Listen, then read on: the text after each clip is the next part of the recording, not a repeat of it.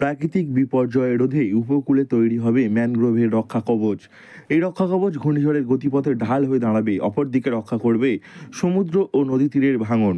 ইতিমধ্যে সেই উপলক্ষে শুরু হয়েছে ম্যানগ্রোভ রোপণের কাজ। দক্ষিণ 24 পরগনার 9টি উপকূলীয় ব্লক নামখানা, কাকদ্বীপ, সাগর, পাথর প্রতিমা, কুলতলি, মথুরাপুর 2, বাসন্তী, জয়নগর 2 ও ডায়মন্ড হারবার 1 নম্বর ব্লকে এই কাজ করা হবে। এখন পর্যন্ত আমরা 500 হেক্টর জমি চিহ্নিত করেছি যেখানে আমরা ম্যানগ্রোভ করব, নতুনভাবে ম্যানগ্রোভ করব। ওটা 500 হেক্টর জমি যেটা আছে চিহ্নিত হয়ে গেছে, আর ওটা নিয়ে আমরা আজকে কাজ এখানে আরম্ভ করলাম।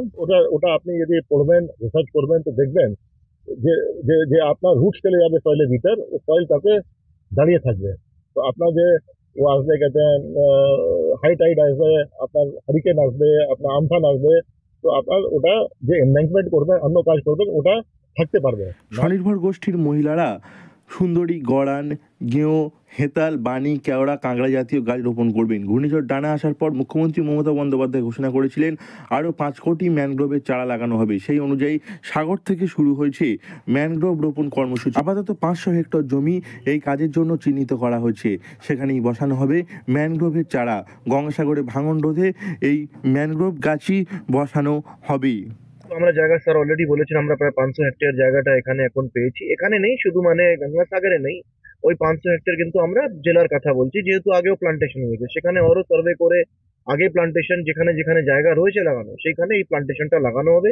এখানে স্পেশালি এসএইচজি গ্রুপকে আমরা ইনভলভ করবো, আর আমাদের রাজ্য সরকারের যে কর্মশ্রী স্কিম, সেখানে কিন্তু আমরা মাননীয় মুখ্যমন্ত্রী যেভাবে আমাদেরকে ডাইরেকশন দিয়েছেন, ওই কর্মশ্রী স্কিমে কিন্তু আমরা ওদেরকে মানে কাজ করাবো, ওই দেখারেখ করাবো।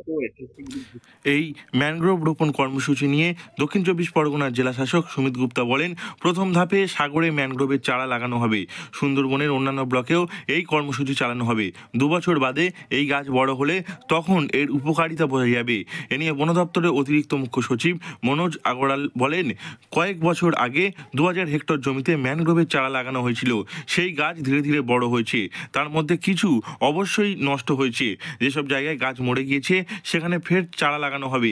আধিকারিকরা মনে করছেন, ঠিকমতো যত্ন এবং প্রতিনিয়ত বীজ রোপণ করা হলে ভবিষ্যতে এই বনাঞ্চল আরও বাড়বে এবং কাঙ্ক্ষিত লক্ষ্যে পৌঁছানো যাবে। দক্ষিণ 24 পরগনা থেকে নবাব মল্লিকের রিপোর্ট, লোকাল 18 বাংলা।